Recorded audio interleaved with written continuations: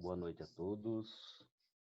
Inicialmente, gostaria de agradecer à comissão organizadora do primeiro Conacorte pelo convite. É uma honra estar aqui falando para vocês. Agradecer em especial ao meu amigo Dr. Érico Lobão, bem como Dr. Sandro, por esse tempo de amizade que nós já temos. Érico, muito obrigado pela confiança de estar aqui colaborando com esse grande evento que foi desde já um sucesso, certo? É o tema que me foi passado, a importância da qualidade das silagens em sistemas intensivos. Antes de mais nada, gostaria de falar que é um tema bastante desafiador, uma vez que nós temos inúmeras possibilidades mesmo de produção de silagem de diversas espécies forrageiras, de grãos, de coprodutos. Então, eu vou tentar aqui resumir, que vai ser um grande desafio, na verdade, para vocês, o que a gente deve levar em consideração quando se fala a respeito de qualidade de silagens.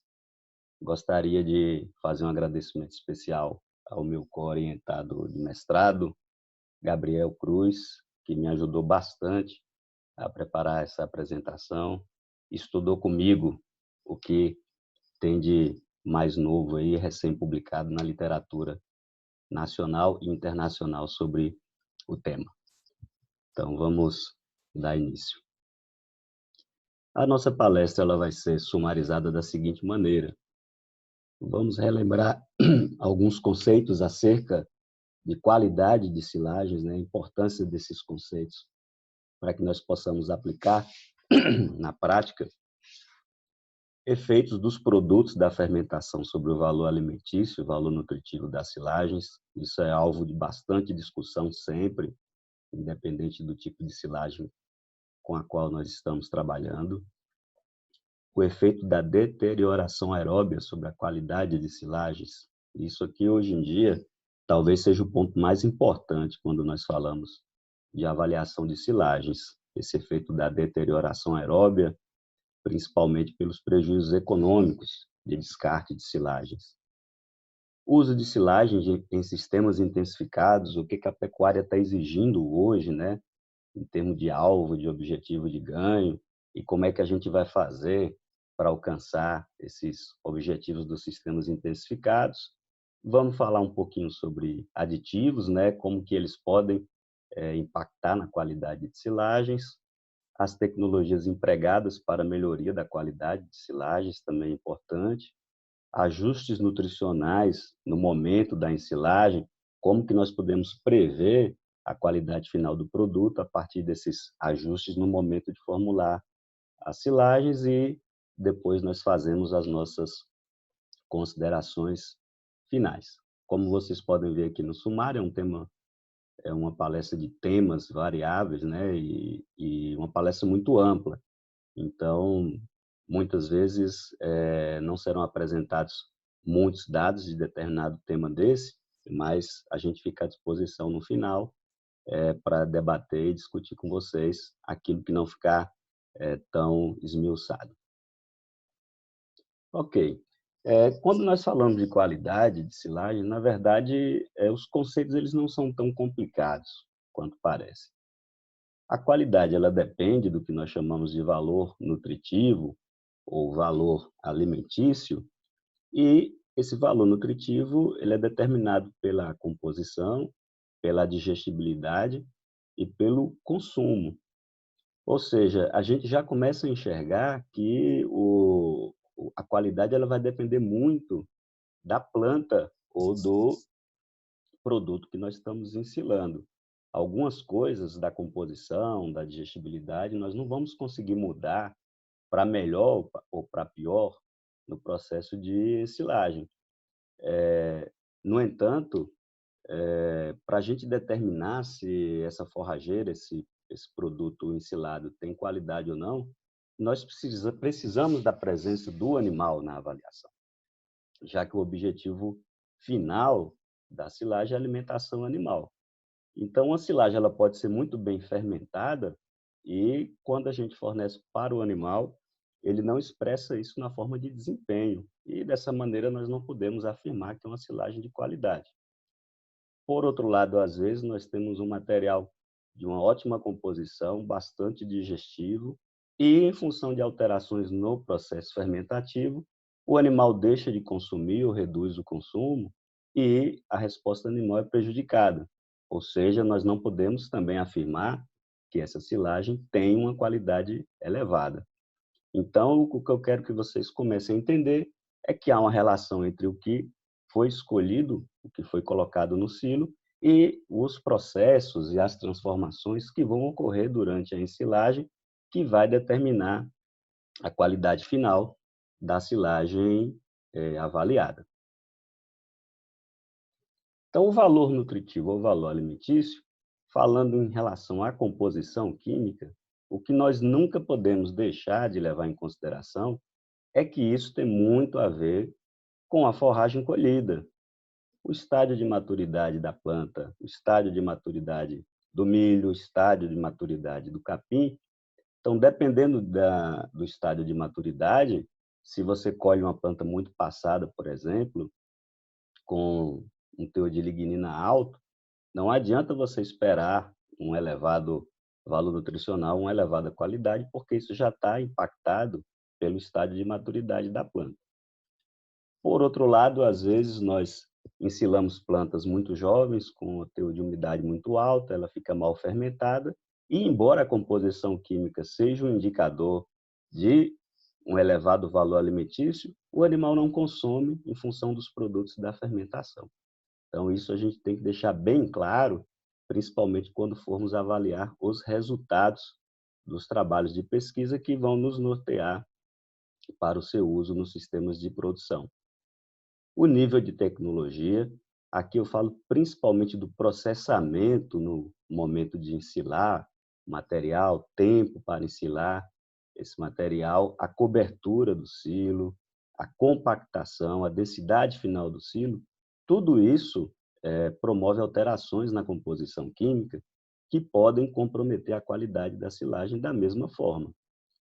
Muitas vezes a época do ano em que vocês estão fazendo silagem interfere, principalmente aqui para a nossa condição de semiárido, e as alterações que ocorrem durante o processo de ensilagem, elas vão afetar a composição química. Nós não vamos esperar que a ensilagem tenha esse objetivo de manter totalmente a composição química. E algumas vezes nós vamos ver aqui na apresentação, essas alterações são até para a melhoria da composição química, como, por exemplo, a melhoria do percentual de amido que vai ser digerido na silagem de grão de milho a partir do momento que ele está ensilado.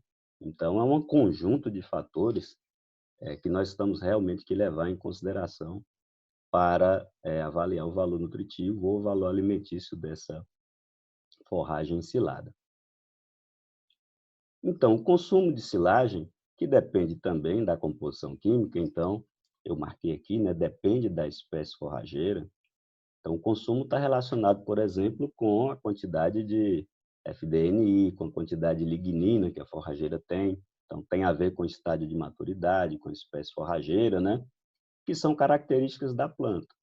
Porém, hoje nós já sabemos que nós podemos amenizar um pouquinho esses problemas relacionados com a composição da planta que afeta o consumo, através de melhorias no processamento, como tamanho de partículas e tipo de processamento também.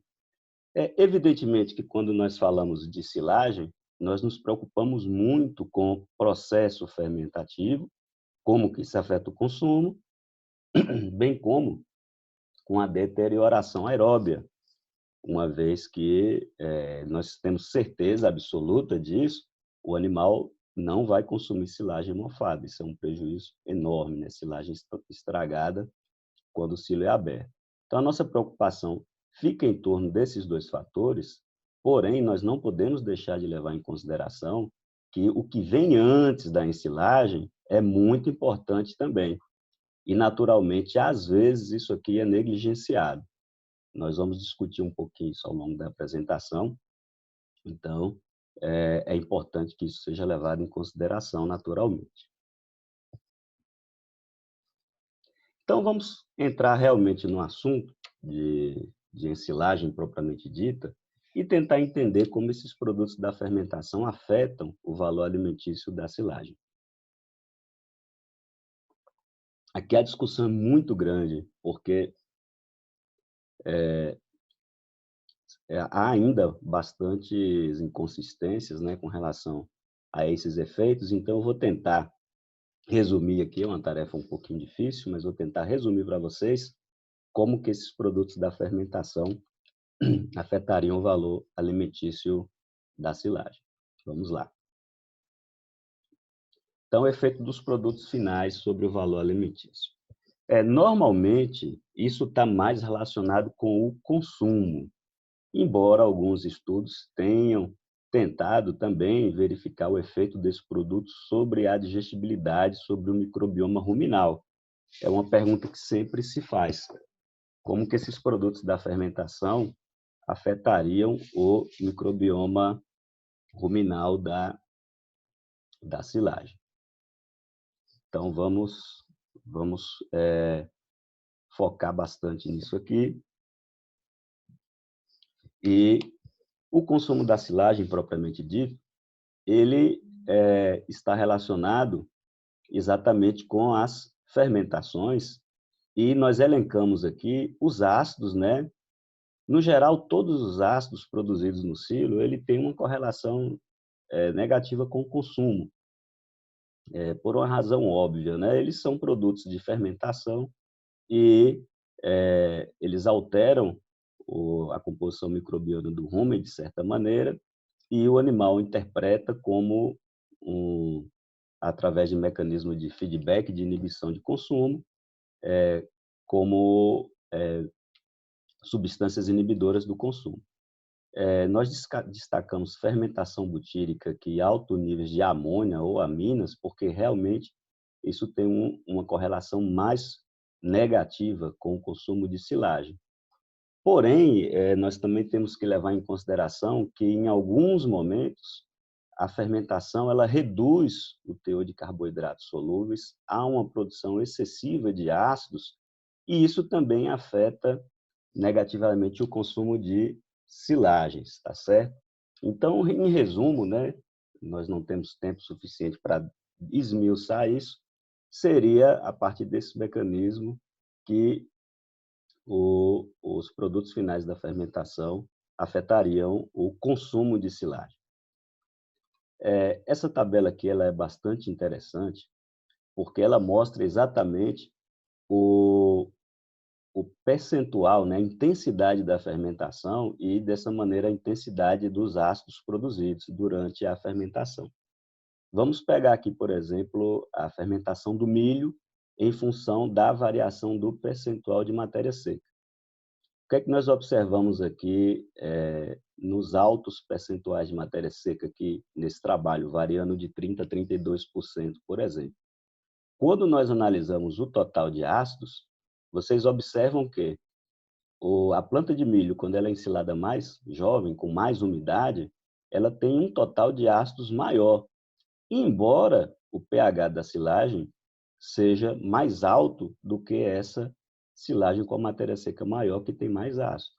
E isso é fácil de entender, porque desses ácidos produzidos na silagem, o ácido lático é o ácido, entre aspas, mais forte, que tem o maior potencial de dissociação e de acidificar a massa ensilada. Considerando aqui que a participação do ácido lático é maior nessas silagens com a matéria seca maior, porque inibe outros micro-organismos, né, esse teor de matéria seca, e faz com que as bactérias láticas predominem no meio, o total de ácido produzido vai ser menor. E essa silagem, vamos assim resumir, ela vai ter menos restrição de ser consumida do que essa silagem aqui colhida mais úmida, onde tem uma proporção maior, uma percentual maior de ácidos, e desses ácidos, uma proporção maior de ácido lático. Ácido butírico e ácido acético inibem mais o consumo do que o ácido lático. Então, é dessa maneira que a gente pode avaliar as silagens e vamos esquecer um pouco essa história de pH. Eu estava assistindo recentemente uma live do professor Tiago Bernardes, da UFLA, e ele falava exatamente isso. pH sozinho não diz nada, né? Nós temos que avaliar separadamente os produtos da fermentação. E aí vem a pergunta: até que ponto esses produtos da fermentação interferem no consumo da dieta? Essa é uma pergunta que é feita. Até que ponto uma silagem mal fermentada vai atrapalhar seu sistema de produção, vai atrapalhar o confinamento? E aí a gente achou esse levantamento aqui da literatura bastante interessante, que mostra uma evolução da avaliação do consumo de silagem, comparando com o que o animal consumiria se esse material não fosse ensilado. Resumindo, né, consumindo com a forragem fresca. E o que é que esse trabalho mostrou? Que as avaliações mais recentes têm mostrado que o consumo de silagem está bem mais próximo do 100% aqui, que é o consumo de silagem de forragem fresca. E quais seriam as razões para isso, né? Aqui eu enxergaria duas razões. A primeira delas é que nós estamos, com o passar do tempo, aprendendo a conservar melhor os materiais no silo, por meio do uso de aditivos químicos, microbianos, farelos, todos os aditivos que você já conhece, e nós conseguimos hoje silagens melhor fermentadas. E um outro fator, sem dúvida, é o aumento da participação de grãos na dieta dos animais. Isso é um fator muito interessante que eu gostaria de considerar, porque esses efeitos do produto da fermentação do consumo, eles tendem a ser minimizados ou até deixar de existir quando a participação da silagem na dieta ela é pequena. Então, o efeito que aqueles ácidos teriam de inibir o consumo, eles poderiam ser minimizados em função disso. Eu quero dizer que não é para preocupar com má fermentação, não, de maneira nenhuma, não é essa a minha intenção. Mas é mostrar que a gente tem se tornado cada vez mais efetivo nesse nosso objetivo de produzir uma boa silagem, mantendo a sua qualidade. Com relação aos efeitos específicos, né, nós já vimos que os efeitos dos ácidos ocorrem e que não há uma correlação com o pH da silagem, e sim com o total de ácidos, e principalmente se desse total predomina aí ácido acético, ácido butírico, mas também nós sabemos que o teor de amônia da silagem, ele interfere sobremaneira o consumo. Então, aqui nós temos um compilado mostrando exatamente como a ingestão de amônia ela interfere no percentual, na quantidade de amônia ruminal, que é o que esse primeiro gráfico aqui está mostrando. Então, se a silagem tem muita amônia, vai aumentar a amônia ruminal e, necessariamente, a amônia ruminal ela tem um efeito inicialmente até positivo sobre o consumo, e aqui o pessoal da suplementação com ureia entende muito bem isso, né? O efeito positivo da ureia sobre o aproveitamento da forragem e até aumentar o consumo, mas, dependendo da quantidade de amônia ruminal, esse consumo pode diminuir e, além disso, talvez até gerar uma necessidade de suplementação com proteína não degradada no rumen, uma vez que há uma transformação aqui grande de proteína bruta em proteína degradada no rumen, na forma de amônia. Mas o que eu quero que vocês enxerguem aqui, que é muito importante, é que isso vai depender da magnitude, ou seja, do total de amônia que vai estar presente na dieta do animal.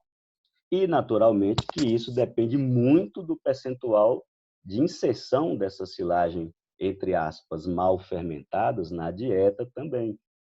Porque em níveis menores, essa quantidade de amônia ruminal ela não vai interferir negativamente no consumo de silagem. Então, gravem bem isso, porque os resultados com a resposta animal, eles estão muito relacionados com a quantidade de silagem que o animal ingere, a participação disso na dieta. Com relação ao efeito dos produtos finais da fermentação nos parâmetros ruminais, eu vou mostrar aqui para vocês, sem a riqueza de detalhe, naturalmente, né? O tempo não nos permite, mas um trabalho conduzido pelo o professor da Estadual de Maringá, João Daniel, na sua tese de doutorado, ele publicou isso no Journal of Animal Science, que é um trabalho muito interessante, onde ele avaliava a inserção de produtos da fermentação, nesse caso aqui, etanol e ácido lático, sobre os parâmetros ruminais. Então, o que é que eu quero que vocês vejam? Que a maioria dos parâmetros ruminais, ou nesse caso dessa tabela, todos eles, não foram influenciados pela infusão de concentrações de etanol e de ácido lático na alimentação dos animais. Inclusive, a taxa de depuração do valerato, que é um marcador para estimar a absorção de AGVs. Então, o que a gente quer dizer com isso?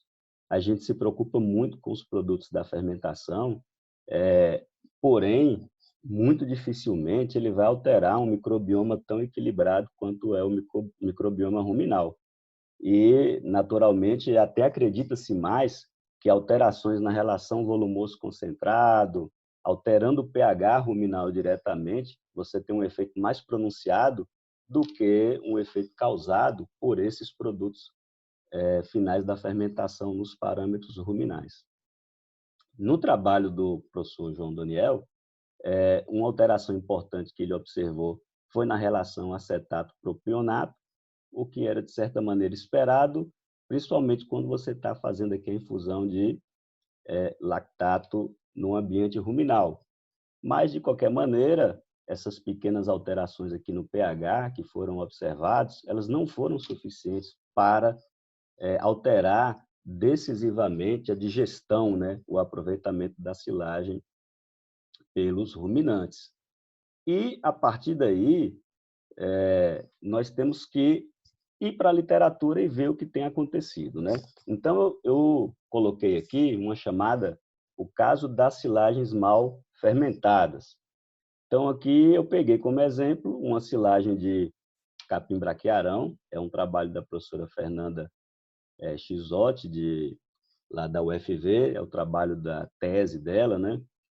Onde ela tinha uma silagem de braquiarão colhido mais com a matéria seca baixa, e que esses dois fatores aqui, que são indicadores de fermentação secundária, amônia e pH elevado, mostram que é uma silagem não bem fermentada, né? Apesar de que tem um teor de proteína elevado, né? Que é um capim colhido jovem, e ela fez uma comparação com sorgo, adicionando esses volumosos e usando soja grão como suplemento proteico, substituindo a silagem de braquiarão pela silagem de sorgo. Então, o que é que a gente observa? Quando nós trabalhamos com elevada inserção desse volumoso na dieta e nós substituímos uma silagem mal fermentada por uma silagem melhor fermentada, nesse caso aqui a silagem de sorgo, naturalmente o que tem de se esperar é que há um aumento do consumo. Independente da composição da planta, a gente sabe que um capim mais jovem tem um valor nutricional melhor do que um sorgo colhido no ponto de ensilagem, porém, como a fermentação ela foi muito comprometida, o consumo de silagem também acabou sendo comprometido, comparando, por exemplo, com silagem de sorgo. E essas variações no consumo, naturalmente também afetam aqui, como mostra essa tabela, o ganho médio diário dos animais. Mas o que eu quero que vocês observem? Que tem a ver até com o tema da nossa palestra, que é utilização de silagem em sistemas intensificados. Dificilmente nós vamos fazer um confinamento para ganhos de 1 quilo por dia. Não é isso hoje que a pecuária procura, né? A pecuária intensiva ela está trabalhando com ganhos muito mais elevados. Várias lives agora nesse tempo de pandemia mostra isso, né? Quem está trabalhando aí direto lidando com confinamento, para quebrar o deságio do bezerro, né? O ágio do bezerro, fazer o deságio dele, quebrar o ágio do boi magro, você tem que colocar peso no animal. Então, o que acontece é que, mesmo essa silagem mal fermentada, nós temos que avaliá-la dentro de um sistema mais intensivo, onde ela vai entrar com uma proporção bem menor na dieta dos animais, e aí nós precisaríamos verificar se esse efeito negativo no consumo e, consequentemente, no desempenho dos animais, continuaria acontecendo.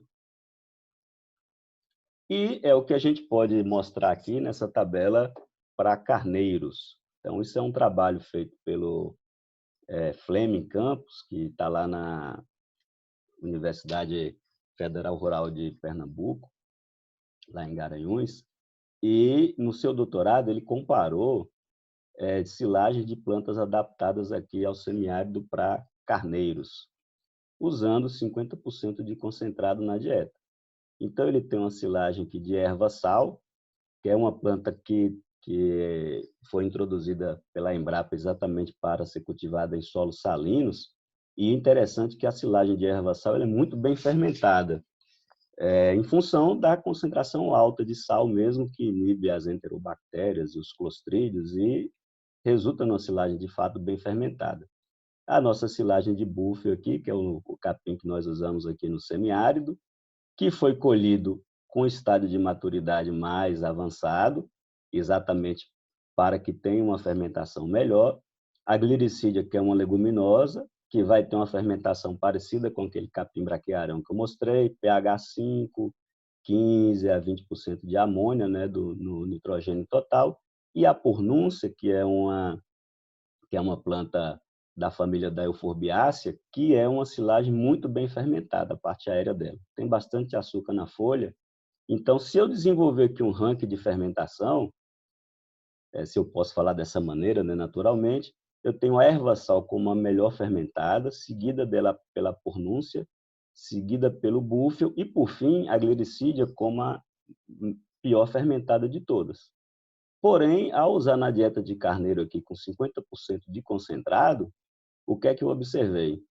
Que os efeitos da fermentação eles não fizeram tanto sentido assim, porque o pior desempenho foi da silagem, com a silagem de capim búfalo, em função do estágio de maturidade avançado do capim, e a glericídia, com a qual se esperaria um resultado não tão favorável, atendeu a meta de ganho de 200 gramas por dia para os carneiros sem raça definida.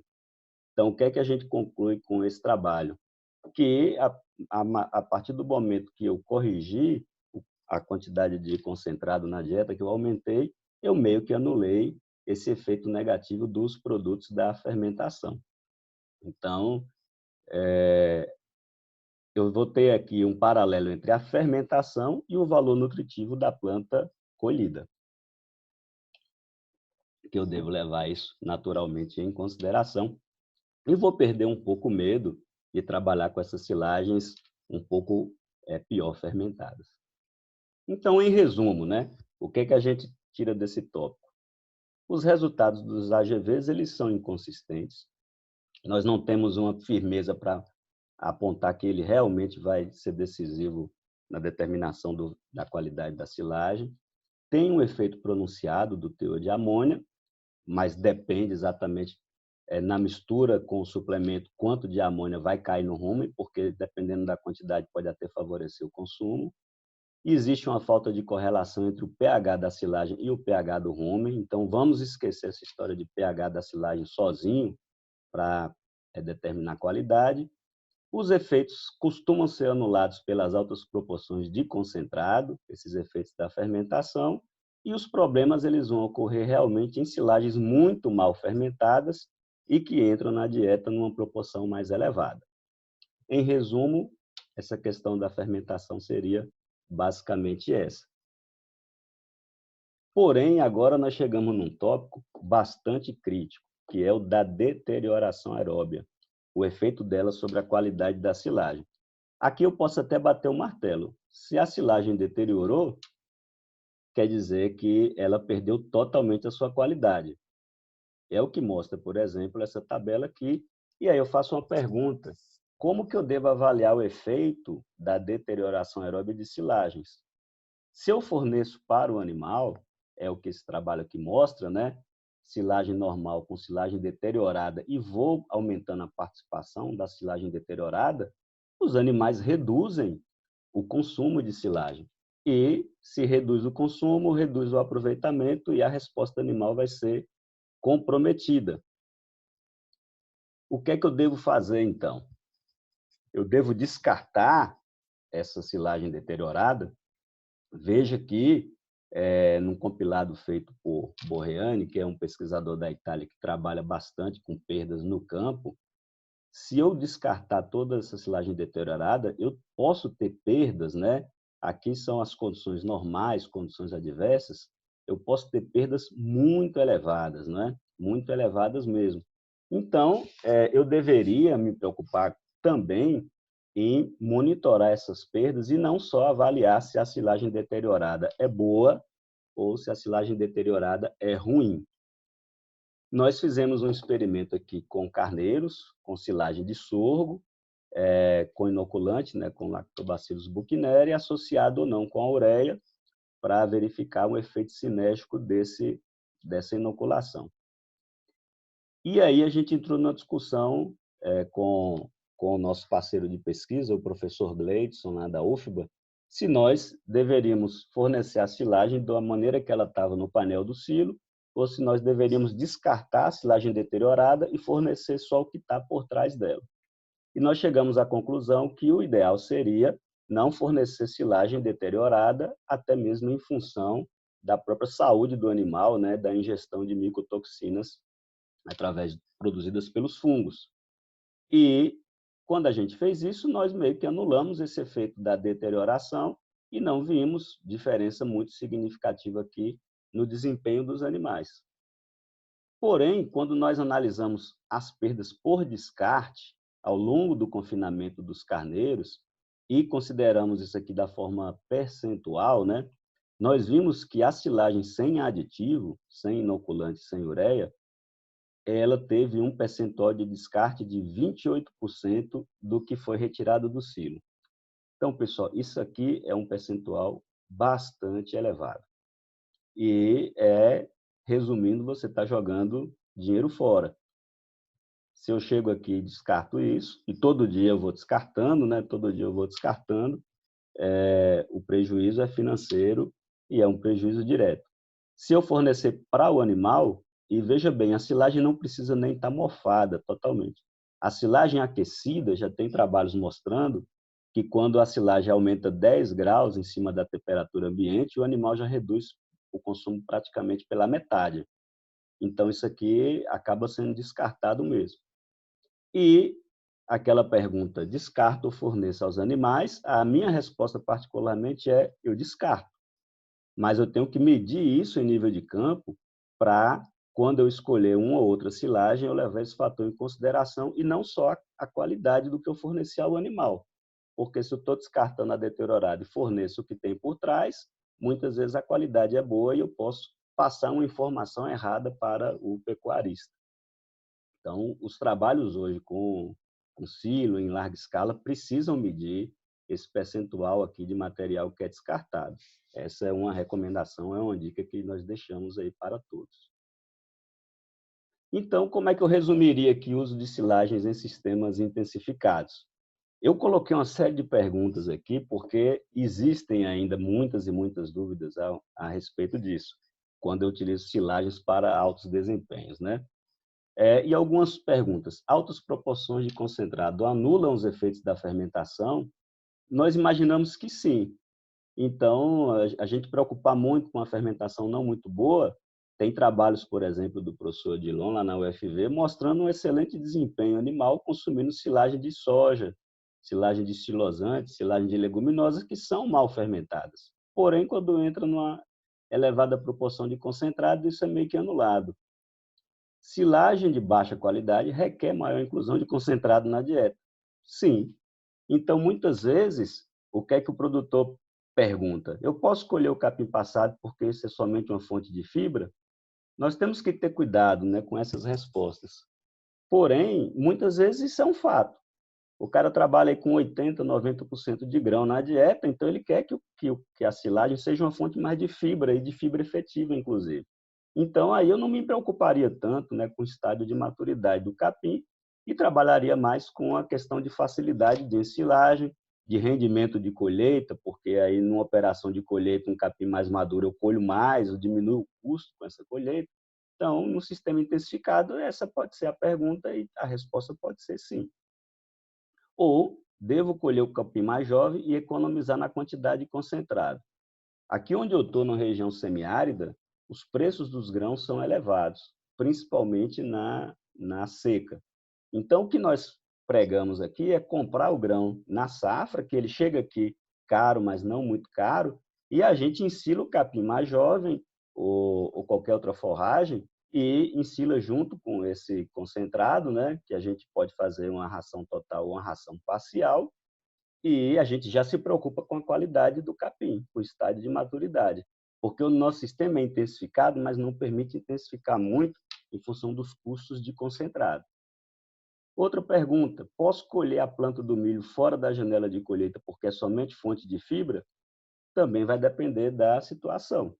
Se a preocupação é a efetividade de fibra, você pode esperar o milho acumular mais amido, né, e ter um pouco mais de fibra, e aí trabalhar com o processamento do grão, com o processamento da planta, para disponibilizar esse amido para o animal e ter um maior rendimento, né, nutricional dessa silagem.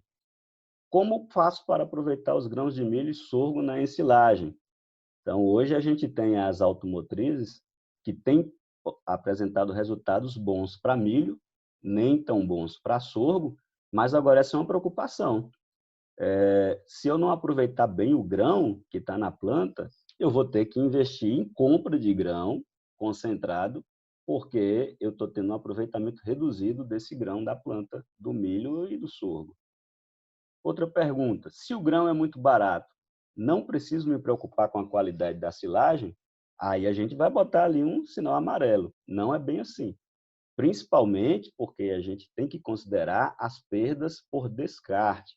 Você faz uma silagem mal fermentada, acaba descartando muita silagem e o prejuízo ocorre da mesma maneira. Mesmo que o volumoso entre numa quantidade menor, isso pode ser um problema. E aí vem a última pergunta: eu me preocupo com quantidade ou qualidade de silagens? E a resposta é: vamos nos preocupar com os dois. Não é porque em sistemas de alta inclusão de grão a qualidade da silagem perde um pouco da sua importância que eu vou deixar isso de lado. Qualquer ganho a mais que eu tenho com qualidade e qualquer ganho a mais que eu tenho por preservar e não descartar a silagem pode melhorar sobremaneira a eficiência do meu sistema. Então, são tantas perguntas que são feitas que eu fico, inclusive, à disposição para debater depois com vocês a respeito disso, que esse tema a gente vai trabalhar dessa maneira e mostrar aqui algumas informações a respeito, né, da melhoria da qualidade a partir de algumas técnicas. Então, vamos falar um pouquinho do efeito dos aditivos.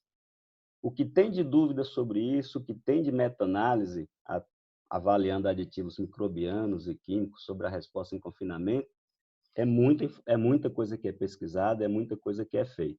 Como isso por si só daria um tema de uma palestra, eu pedi ao Gabriel para fazer um levantamento dos trabalhos onde houve algum efeito, né, dos aditivos e mandei uma sugestão para ele que ele fizesse a determinação da relação volumoso-concentrado. E o que é que nós observamos? Aqui depois vocês podem analisar detalhadamente aqui os resultados. Nós observamos que a maioria dos trabalhos onde tem algum efeito de aditivo, né, que vão melhorar a fermentação ou a estabilidade aeróbica das silagens, eles apresentam relações volumoso-concentradas de média a alta. É o que vocês podem observar nessa tabela, é o que podem observar aqui nessa. Alguns casos trabalhando com 100% de silagem, com 80% de silagem, tanto para aditivos químicos como para aditivos microbianos. E aí a gente faz essa pergunta: nos sistemas muito intensificados, de que maneira esses resultados poderiam ser interpretados, uma vez aí que a gente tem confinamentos com 65, 80, 90% de grão na dieta, e há uma probabilidade, isso precisaria ser mais estudado, de que esses efeitos que são observados na resposta dos animais poderiam, né, ser anulados pela própria participação de concentrado na dieta. E aqui não há uma recomendação para que não use esses aditivos, muito pelo contrário, principalmente considerando que esses aditivos vão preservar a deterioração da silagem e vocês não vão perder dinheiro, literalmente falando, por descarte de silagem. Então, pessoal, é isso que eu quero deixar para vocês. Tem um efeito, na maioria, ou em quase todos os trabalhos, quando a silagem entra numa proporção maior, mas mesmo que numa alta relação de concentrado esse efeito seja anulado, ainda vale a pena você trabalhar com os aditivos, porque eles evitam o descarte, né, de silagem, que é algo bastante importante de se considerar nas fazendas. E as tecnologias hoje que são empregadas para melhoria da qualidade, pegar aquela planta e melhorar a qualidade dela através de técnicas bem interessantes, né? Então, aqui nós temos, por exemplo, o processamento do grão, a melhoria da digestibilidade do amido a partir da reidratação do grão, né? Então, vamos ver o que é que a gente tem de resultado aí. Tem muita discussão, muito debate em torno disso, né? Uma coisa que não tem discussão é que as máquinas mais modernas, as automotrizes, né, autopropelidas, elas têm um efeito positivo, sim, sobre o processamento do grão de milho, né? Então, você tem aqui um milho sem estar craqueado, sem estar quebrado pela colheitadeira, e aqui o milho quebrado. Quando você fornece isso para o animal, independente da fermentação, da estabilidade aeróbica da silagem, você vai ter aqui uma melhoria no desempenho animal, porque você tem mais amido fornecido, aumenta a digestão do amido, diminui o amido fecal, e isso aqui é prego batido, né? Vocês têm que, com a tendência que os sistemas intensificados, eles têm essa preocupação realmente com o processamento antes da ensilagem, e os ganhos, eles são diretos. Nós não temos assim ainda a mesma sorte, o mesmo desempenho quando nós trabalhamos com sorgo. Esses pesquisadores apresentaram no último simpósio de qualidade de forragem em Piracicaba uma proposta de craqueamento do grão de sorgo. E eu achei interessante que eles mostraram aqui na apresentação deles que você às vezes se preocupa de trabalhar com sorgo de alto grão, porém a digestibilidade é muito pequena e os grãos aparecem intactos nas fezes. O próprio tamanho do grão, ele passa muito rápido pelo rumen e ele não é aproveitado. E, em função disso, quando nós fazemos trabalho comparando tipos diferentes de sorgo, esse é um trabalho feito com carneiros aqui pela nossa equipe, com a relação volumoso concentrado de 50-50, comparando sorgo de duplo propósito com sorgo mais forrageiro, sorgo mais granífero, variando basicamente a proporção de grão nesse sorgo. Quando nós avaliamos a resposta do animal, nós não tivemos diferença nos genótipos de sorgo. E em função da gente não ter processado os grãos no momento da ensilagem, nós, se não tivermos uma máquina apropriada para isso, nós vamos acabar recomendando realmente aquele sorgo que produza mais. E é evidentemente que tem uma discussão grande, porque tem sorgos aqui de porte muito alto, que foram produzidos aqui no Nordeste para produção de álcool, né? Sorgo sacarino, que produz muito, são adaptados e os produtores usam ele. E fica aquela discussão, mas o sorgo tem o grão.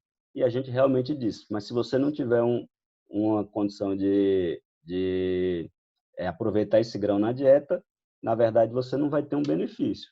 Então, esses pesquisadores, eles mostraram que uma máquina específica para sorgo, que eles estavam apresentando os resultados, promove um craqueamento aqui, a gente observa que é um pouco parcial, não é? Então, isso aqui é algo que a tecnologia ela vai ter que nos ajudar para que nós possamos aproveitar bem esse sorgo de duplo propósito, sorgo com mais grão, porque realmente faz uma pena, né? Faz pena você jogar esses grãos de sorgo aqui, liberar ele nas fezes do animal. E aí você tem que compensar com concentrado na dieta, já que não está aproveitando bem o grão. Nós esperamos realmente que a pesquisa futura ela nos dê solução para aproveitar melhor esse grão de sorgo. Silagem de grão úmido é bastante falado, não é?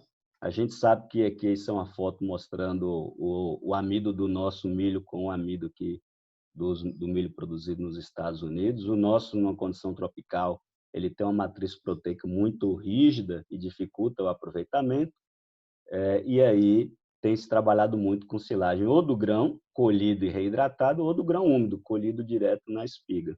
E aqui no Nordeste a gente tem usado a palma forrageira para hidratar esse grão, uma vez que ela tem um teor de umidade bastante elevado. O que é que a gente observa, né? Em resumo, eu e o Gabriel, nós vasculhamos muito a literatura, os efeitos estão associados com a melhoria da digestão do amido. E eles se apresentam, conforme está marcado aqui em vermelho, numa melhoria da eficiência alimentar de forma mais pronunciada do que no consumo, o que não é de todo ruim, porque se o animal ganha a mesma quantidade de peso consumindo um pouco menos de alimento, quer dizer que essa dieta vai ficar um pouco mais barata. Se você baixou o custo de produção do grão porque colheu na hora certa ou porque comprou na hora certa e armazenou no silo, isso pode sim ser vantajoso. A gente tem especulado, né, claro que isso aí pode entrar depois no debate, que muitas vezes a falta do efeito também no desempenho animal pode estar associada ao fato da dieta ter sido formulada para atender a exigência dos animais que estavam consumindo o grão seco. E ele já está no limite da sua possibilidade de ganho, com uma participação muito alta de milho. Então, quando você melhora a liberação do amido, melhora a digestão do amido, ele não teria muito mais para onde ganhar peso, porém, como tem mais amido, ele precisaria consumir menos e, dessa maneira, melhoraria a eficiência alimentar. Então, essa é uma técnica que tem ganhado muito destaque, né, em função disso, e eu acho que esses ajustes aí na formulação da dieta, eles vão ser muito interessantes para baratear ainda mais o custo, né? Talvez diminuir um pouquinho a participação do milho, em função da digestibilidade do valor energético dele ser maior. Aqui no Nordeste, como a gente não pode trabalhar com quantidade muito alta de milho, ou seja, a gente não trabalha no topo ali do aproveitamento do animal, a gente fez um experimento aqui com sorgo, trabalhando com 60% de silagem de sorgo e 40% do grão de milho inteiro reidratado com água ou reidratado com palma. Aqui a gente já observou um resultado muito mais interessante. Como nós trabalhamos com a relação de concentrado menor do que os trabalhos com bovino, né, com confinamento de bovino, nós vimos um aumento no ganho de peso dos ovinos de 100 para 160, quase 100, em torno de 150 gramas, quando nós reidratamos o grão de milho. E aqui não tem discussão, né? No Nordeste, a gente compra o milho nos meses de chuva muito mais barato do que no mês seco. Então, o que os produtores estão aprendendo aqui é comprar o milho na época certa, hidratar ele e ensilar, porque aí sim ele vai ter uma resposta muito positiva. Vamos repetir mais experimentos aqui com carneiro, mas esse experimento foi realmente bastante animador. E os produtores, nós fizemos isso numa propriedade rural, o produtor já vai fazer novamente esse ano, vai pegar todo o milho dele, comprar no início do ano que vem e guardar no silo. Bastante interessante, realmente. E nós ainda temos a possibilidade de reidratar com palma, são dados ainda não publicados, nós estamos trabalhando com eles, mas depois a gente pode entrar em detalhe, porque isso aqui também seria tema para uma outra palestra. Nós temos realmente uma melhoria na estabilidade aeróbia comparado com o milho que foi reidratado somente com água. Então, depois, isso aqui vocês podem entrar em detalhe, a gente pode explicar, mas a inserção da palma, né, nesse tipo de silagem tem melhorado muito a estabilidade aeróbia e deixa menos arriscado, né, trabalhar com esse tipo de silagem, aqui na nossa condição de Nordeste, naturalmente. Então, aqui são fotos da silagem de milho reidratado com palma. E, como vocês podem ver aqui, é uma fermentação mais intensa. A gente imagina que isso aqui possa afetar também a digestão do amido, mas ainda precisamos concluir as nossas avaliações para ter essa resposta. Efeito da cobertura de silo. Aqui a gente não vai nem discutir tanto, porque não há mais espaço hoje para você deixar um silo mal coberto e perder, né? Por isso que eu coloquei aqui, queimando dinheiro, perdeu uma camada de silo muito grande aqui. A gente mede isso aqui, mas na verdade isso aqui era uma espessura mais grossa, né? E ela está mais fina exatamente porque houve aqui um excesso de fermentação e de respiração aqui, que você vai ter que jogar isso aqui tudo fora. Então, isso não se discute. A pergunta que se faz é quanto se perde, né? Então, tem trabalhos hoje mostrando isso. É, aqui é uma comparação de silo não coberto com silo coberto com polietileno, alfafa, milho e sorgo, na profundidade de 25, 50 e 75. Então, quando o silo não é coberto, a perda é gigantesca, mas ela também é alta quando você trabalha com lona simples de polietileno. Então, hoje tem se destacado aí bastante, né, as barreiras mais impermeáveis ao oxigênio e muitos trabalhos têm sido feitos.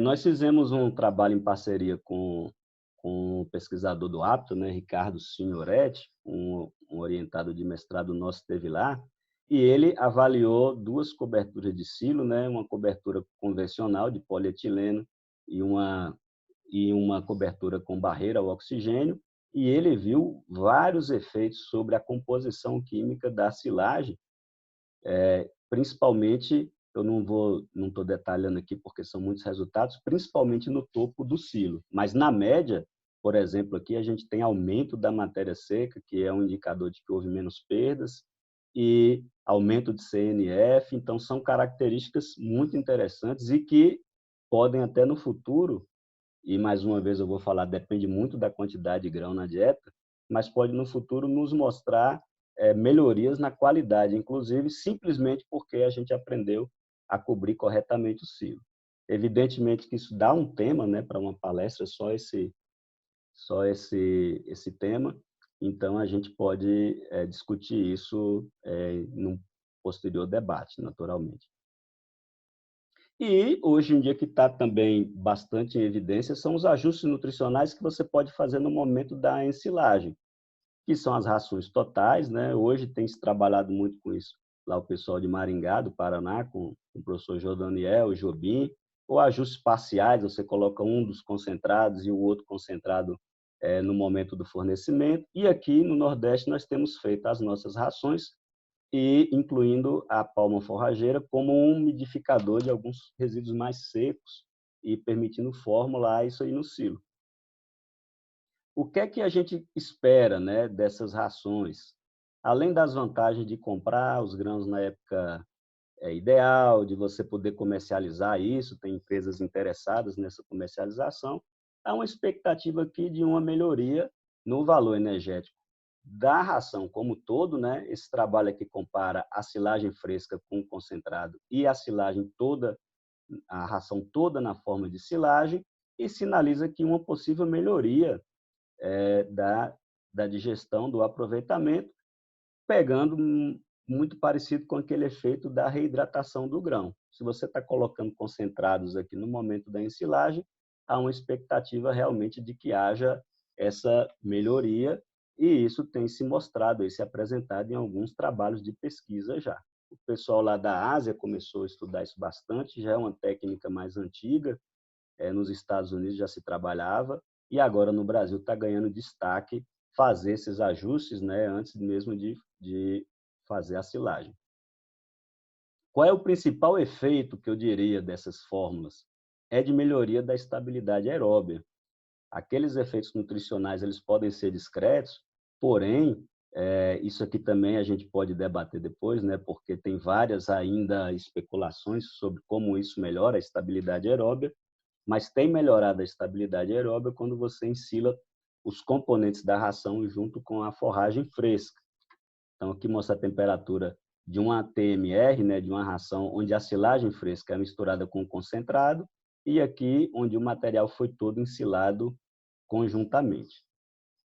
Na nossa realidade aqui do Nordeste, nós fizemos um trabalho recentemente, que eu considero com resultados muito bons, onde nós utilizamos a palma forrageira, que todos sabem que é o nosso carro-chefe aqui, o capim búfalo, né, que vem, é o parceiro, né, das horas incertas aí da palma forrageira, e propusemos trocar toda a soja que chega para nós aqui muito cara pela torta de algodão, que é um subproduto mais barato para a gente.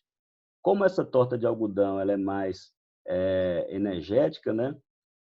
Ela poderia ter uma vantagem. E aqui o que é que a gente propôs? Se eu estou fazendo essa ração ensilada, nós propusemos não trabalhar com volumoso, trabalhar só com a palma, que tem em toda a fazenda. Às vezes falta o capim aqui nas fazendas. Então, nós zeramos o capim nesses 2 tratamentos aqui, zeramos a soja nesse último e deixamos só milho e torta de algodão. Quando nós fornecemos aos animais e avaliamos os resultados, aqui está a foto, né, das rações. Então, essa ração aqui não tem volumoso, é sem volumoso nenhum, palma e grão. E aqui com o nível maior de inclusão do búfalo, né? Nós observamos que não houve uma resposta, um efeito sobre o ganho e podemos, né, isso aqui é a parte mais interessante do trabalho, nós podemos confinar animais com zero de fibra advinda de capim. Ou seja, de certa maneira que a torta de algodão traz um pouquinho de fibra, né? Mas o fato desse material estar ensilado, ele reduz muito os problemas, os distúrbios digestivos dos animais, principalmente em função de contaminação de coxo, que é um assunto também para uma outra palestra, mas esse resultado que foi bastante animador e eu acho que isso é uma grande saída aqui para o Nordeste, porque você aproveita a palma úmida, aproveita o grão, compra quando ele está mais barato, tem vantagens operacionais, né? E os carneiros agradecem. Eles têm respondido muito bem. A gente já fez 2 experimentos com TMR ensilado aqui para carneiro e os resultados são muito bons, né? Conforme vocês já viram aí, evidentemente que isso daria tema para uma palestra. Como a palestra é muito ampla, eu fico à disposição de vocês para maiores esclarecimentos, mas já vou encerrando por aqui, falando que a interferência da qualidade da silagem depende do nível de intensificação dos sistemas. Muitas vezes é tanto grão na dieta que a gente não se preocupa muito com isso, né? E, por outro lado, novas tecnologias e ajustes na produção de silagens refletem diretamente na qualidade e na resposta dos animais, principalmente perdas grandes por deterioração de silagem, mau processamento da planta, mau processamento do grão. Nós temos um desafio grande ainda para melhorar o aproveitamento do sorgo, então isso precisa ser levado em consideração. Espero que não tenha sido conversa para boi dormir, tudo isso aqui. Me coloco à disposição de todos, aqui está o meu contato, aqui está o meu WhatsApp, tá certo? Aqui nós temos o Instagram do nosso grupo aqui, que trabalha com produção de forragem no Nordeste. Já convido vocês para o Simpósio de Conservação e Utilização de Forragem. O segundo, né, a primeira edição foi um sucesso. O segundo vai acontecer, se Deus quiser, que eu acredito que a gente vai estar liberado para o setembro do ano que vem, nos reunir novamente e trabalhar, ter novamente, né, o contato com o público que está fazendo muita falta, né? A gente está conseguindo aqui falar por meio das mídias digitais, mas a gente espera ano que vem e já convida todos vocês para visitar lá o nosso Instagram, visitar a versão anterior do evento, para vocês virem aqui conhecer o Brejo da Paraíba, que é uma região muito agradável, e estamos à disposição de vocês para o que se fizer necessário. Um grande abraço, pessoal.